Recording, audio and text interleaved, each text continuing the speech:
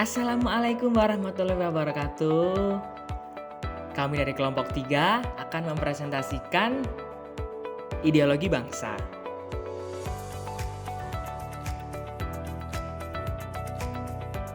Dan berikut adalah anggota dari kelompok kami.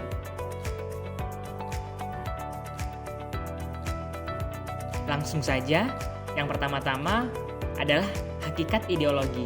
Secara etimologis, ideologi berasal dari bahasa Yunani aidios yang memiliki arti gagasan atau konsep, dan logos yang berarti ilmu atau ajaran.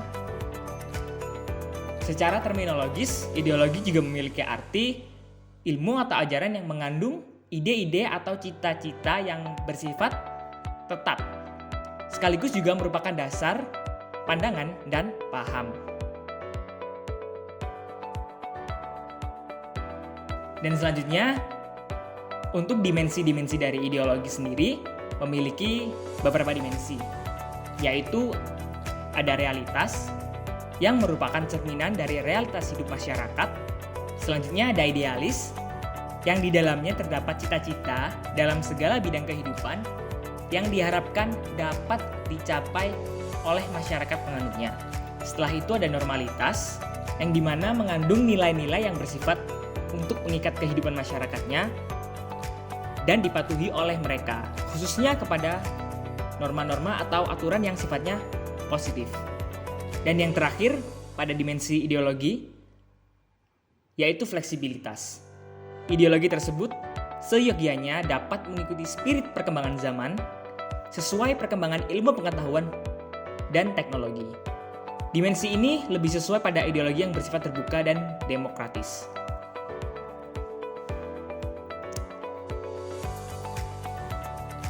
Selanjutnya yaitu tipe-tipe ideologi. Ada 2 tipe ideologi, yaitu tertutup dan terbuka. Untuk ideologi tertutup, memiliki ajaran dan filsafat yang menentukan tujuan dan norma politik serta sosial yang telah dianggap benar. Contohnya yaitu pada ideologi Marxisme, Leninisme yang didasarkan pada pemikiran Karl Marx dan dikembangkan oleh Vladimir Ilyanov Lenin. Sedangkan untuk ideologi terbuka berisi orientasi dasar, dan tafsiran dari orientasi tersebut ditafsirkan ke dalam tujuan dan norma sosial politik yang bersifat fleksibel untuk disesuaikan dengan prinsip moral dan nilai yang berjalan serta dianut masyarakat tersebut. Contohnya yaitu ideologi kita semua, yaitu ideologi Pancasila pada negara Indonesia. Selanjutnya peranan ideologi sendiri, yaitu ideologi mempunyai peranan yang sangat penting dalam kehidupan berbangsa dan bernegara. Menurut NKRI bahwa peran dari ideologi Pancasila sendiri sebagai dasar. Apa itu dasar? Dalam peranan tersebut yaitu menjadi asas, fondasi, pangkal tolak semua kegiatan kehidupan bermasyarakat, bangsa, dan negara. Selanjutnya ada pengarah. Peran pengarah pada ideologi Pancasila yaitu perannya melalui norma-norma dan aturan-aturan yang bertindak sebagai pengatur serta pengendali kehidupan masyarakat, bangsa, dan negara.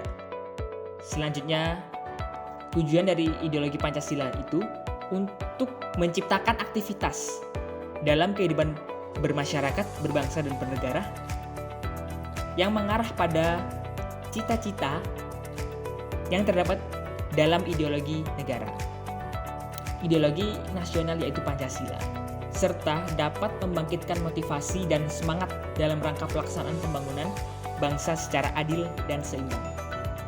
Seperti yang kita ketahui, Pancasila sendiri merupakan ideologi yang terbuka. Seperti apa?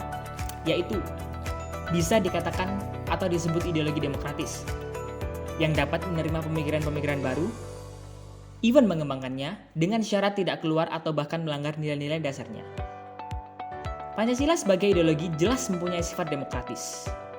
Ditunjukkan pada sila keempat yang berbunyi kerakyatan yang dipimpin oleh hikmat kebijaksanaan dalam permusyawaratan perwakilan. Sangat jelas sekali. Selain itu, Pancasila juga mempunyai arti bahwa nilai-nilai dasar yang terkandung dalam Pancasila bersifat tetap, tidak dapat berubah. Namun, interpretasinya dapat dilakukan dengan lebih kreatif, inovatif, dan dinamis sesuai dengan kebutuhan dan dinamika masyarakat Indonesia tentunya. 5 prinsip Pancasila yang mencakup ketuhanan yang Maha Esa, kemanusiaan yang adil dan beradab, persatuan Indonesia, kerakyatan yang dipimpin oleh hikmat kebijaksanaan atau perwakilan, 5. Keadilan sosial bagi rakyat Indonesia. Next, kita akan membahas perbandingan ideologi Pancasila dengan ideologi lainnya. Ideologi selain Pancasila, yaitu ada ideologi liberalisme, ideologi komunis, ideologi kapitalisme, dan ideologi sosialisme. Yang pertama yaitu ideologi liberalisme. Dalam ideologi ini, kebebasan merupakan hal yang paling utama. Untuk ideologi komunis, semua materi berkembang mengikuti hukum kontradiksi dengan menempuh proses yang dialektik. Selanjutnya ada ideologi kapitalisme. Dalam ideologi ini terpokok, jadi pusatnya pada masalah ekonomi yang didukung oleh liberalisme dan kapitalisme. Dan yang terakhir ada ideologi sosialisme. Dalam ideologi ini percaya bahwa negara merupakan sistem di atas masyarakat dan dapat mengatur tanpa syarat. Sekarang kita breakdown satu-satu perbandingannya dengan ideologi Pancasila. Yang pertama, perbandingan antara ideologi Pancasila dengan ideologi liberalisme. Ideologi Pancasila, kepemilikan individu dibatasi pada kepentingan yang tidak menjadi hajat kehidupan orang banyak. Sedangkan perbandingannya dengan ideologi liberalisme, pada liberalisme tidak ada pembatasan kepemilikan individu. Poin pertama. Poin kedua, yaitu antara aspek kepemerintahan. Untuk Pancasila, tidak lepas dari aspek agama. Untuk liberalisme, lepas dari aspek agama, namun tidak diperbolehkan adanya percampuran. Pada poin ketiga, untuk ideologi Pancasila, adanya pembatasan dalam berbagai hal oleh pemerintah dan agama. Sedangkan liberalisme, penolakan terhadap pembatasan dalam banyak hal oleh pemerintah dan agama. Selanjutnya, perbandingan ideologi Pancasila dan ideologi komunisme.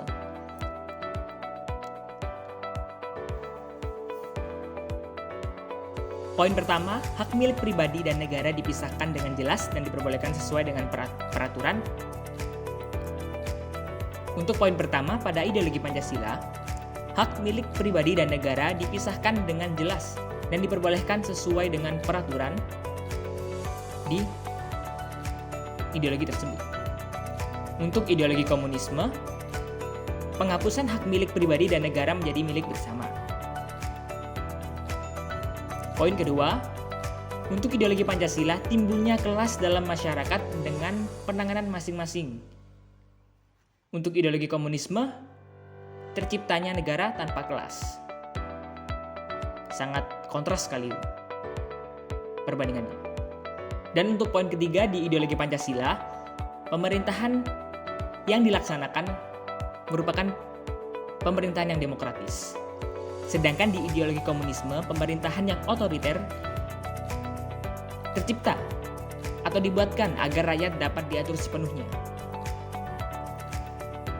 Move ke perbandingan ideologi Pancasila dengan ideologi kapitalisme.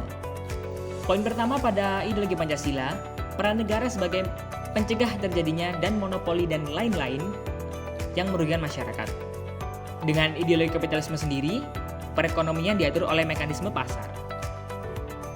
Poin kedua,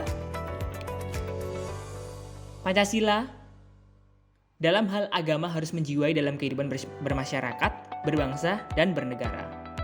Untuk kapitalisme sendiri, tegak atas dasar pemisahan antara agama dengan kehidupan sekularisme, dan atas dasar akidah ini, mereka berpendapat bahwa manusia sendirilah yang berhak membuat peraturan hidupnya.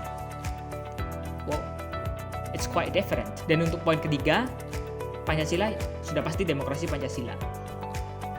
Untuk kapitalisme sendiri, kebebasan ekonomi harus dihubungkan dengan demokrasi sebab keduanya merupakan ekspresi dan dorongan atas kebebasan individu yang menentang kekuasaan pemaksa dari negara. Yang terakhir, perbandingan ideologi Pancasila dengan ideologi sosialisme. Poin pertama, yaitu pada Pancasila bebas memeluk salah satu agama. Untuk ideologi sosialisme, ideologi tersebut menafikan secara mutlak eksistensi dan pengaruh agama dalam kehidupan bernegara dan bermasyarakat. Untuk poin kedua pada ideologi Pancasila, yaitu negara memiliki peran sebagai pencegah terjadinya monopoli dan hal lain-lain yang merugikan masyarakatnya. Untuk ideologi sosialisme, penghapusan kepemilikan pribadi dan menjadikan kebutuhan masyarakat banyak sebagai hal utama. Pada poin ketiga, Pancasila yaitu memiliki poin hukum sebagai penjunjung tinggi keadilan dan keberadaan individu dari masyarakat. Untuk ideologi sosialisme, hanya terdapat satu partai politik dan menghancurkan ideologi komunisme. Lawannya ya berarti. Oke. Kita sampai pada bagian akhir dari presentasi, yaitu pesan untuk mempertahankan ideologi Pancasila. Salah satu hal penting dalam ketahanan nasional adalah ketahanan ideologi. Dalam konteks Indonesia, sudah jelas adalah ideologi Pancasila. Oleh karena itu, diperlukan upaya dan rekayasa sedemikian rupa agar ideologi Pancasila tetap kuat dan memasyarakat. Seperti yang dilansir Pusat Studi Pancasila, Universitas Gadjah Mada, pada tahun 2011 melalui riset Grand Design mengatakan bahwa di antara cara pembudayaan nilai-nilai Pancasila di generasi muda, sebagaimana yang dikutip oleh Maharani dan kawan-kawan, dapat dirumuskan sebagai berikut. Bahwa penguatan ideologi Pancasila dapat dilakukan dengan membudayakan nilai-nilai Pancasila secara masif dan sistematis dengan metode yang kreatif serta inovatif sesuai dengan perkembangan zaman dan teknologi. Terima kasih. Sekian presentasi dari kami kelompok 3. Terima kasih atas atensinya. Wassalamualaikum warahmatullahi wabarakatuh.